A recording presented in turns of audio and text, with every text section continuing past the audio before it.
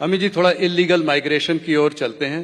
ये मुद्दा जो है आपने भी कई बार उठाया है, खासकर बांग्लादेश में जहां तख्ता पलट होने के बाद सर ये बढ़ा है, तो इस पर क्या कदम उठाएंगे कि ऐसा ना हो? इसको हम कैसे टैकल करेंगे? देखिए, सबसे पहले तो मैं इसके लिए बंगाल की जनता को विनती करना चाहता हूं, आने वाले चुनाव में भारतीय जनता पार्टी की सरकार बना दीजिए, ये समस्या वहीं से समाप्त हो जाएगी। इसलिए क्योंकि ममता जी हम पर आरोप लगाती हैं कि भाई बीएसएफ बॉर्डर को देख रही है और आप कैसे घुसपैठ हो रही है, और बंगाल से दिल्ली तक, बंगाल से जम्मू तक कैसे पहुंच जाते, भारत सरकार क्या कर रही है? पूरे देश को मालूम है कि बॉर्डर पर फेंसिंग करने के बाद भी लगभग 250 किलोमीटर बॉर्डर ऐसी है जहां फेंसिंग हो ही नहीं सकती। नाले हैं, बड़ी बड़ी नदियां हैं जी, विकट भौगोलिक परिस्थिति है, और 400 किलोमीटर बॉर्डर ऐसी है जहां पर बंगाल सरकार हमें बॉर्डर करने, फेंसिंग करने के लिए भूमि नहीं दे रही।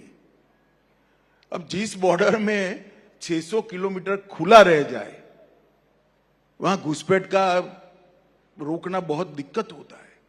मूसलाधार बारिश में, ठंड में, गर्मी में नदियों के नाले खुले हैं, वहीं से आते हैं, न जाने घने जंगलों से। परंतु मैं एक छोटा सा सवाल देश की जनता के सामने, सवाल और स्पष्टता दोनों रखता हूं। वो आग तो गए देश में, चाहे रोहिंग्या हो चाहे बांग्लादेशी हो, उनका वोटर कार्ड कहां बन रहा है, जिसको लेकर वो पूरे देश भर में उत्तराखंड तक और कश्मीर तक ट्रैवल करते हैं?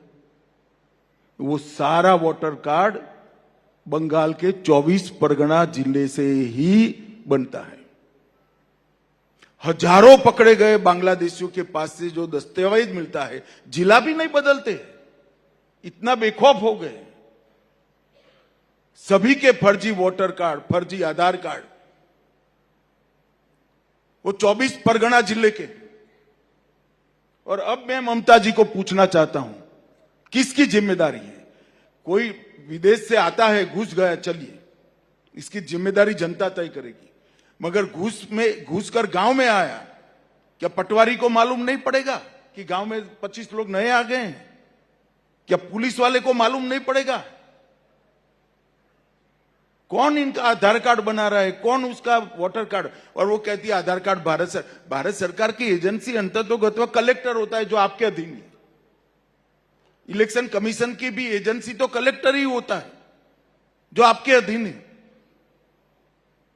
परंतु ये सब इंडिया अलायंस की पार्टियों को उसमें अपना वोट बैंक दिखाई पड़ता है।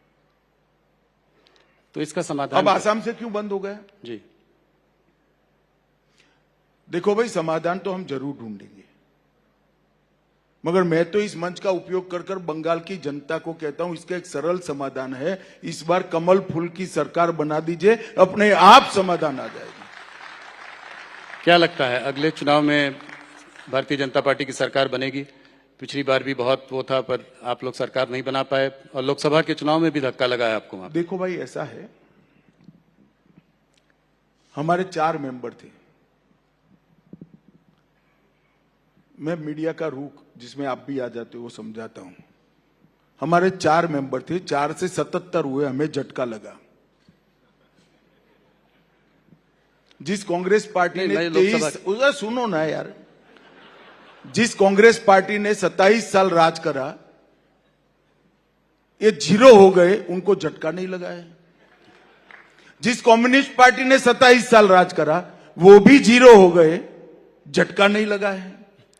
भाई 4 से हम 77 पहुंचे एक चुनाव में, तो 77 से कितना होता है, जरा गुणाकार करो। सरकार बनती है, और कई सरकार हमने बनाई है। नहीं, 77 तो बहुत बड़ी आपकी वो थी, बहुत अच्छा प्रदर्शन रहा था। मैं ये कह रहा था कि अगला चुनाव को अगर देखें तो इस बार के लोकसभा चुनाव में ज्यादा अपेक्षा थी, कम सीटें आई। स्वाभाविक रूप से कम हुई है, मगर हमने इसके बाद में काफी हमारे संगठन का विस्तार भी किया है, सदस्यता भी की है, ड्राई एरिया में भी सदस्यता करी है, हमारे फुल टाइमर भी निकले हैं, और हम इसको अच्छे से देख रहे हैं।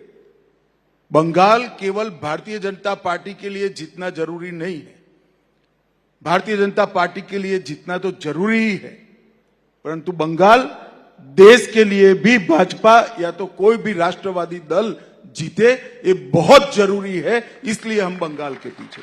अभी 25,000 जो अनलमेंट हुआ है सुप्रीम कोर्ट का डिसीजन, उसके खिलाफ भी ममता जी खड़ी हैं, कह रही हैं कि किसी की नौकरी नहीं जाएगी, मैं देखती हूँ कौन क्या करता है।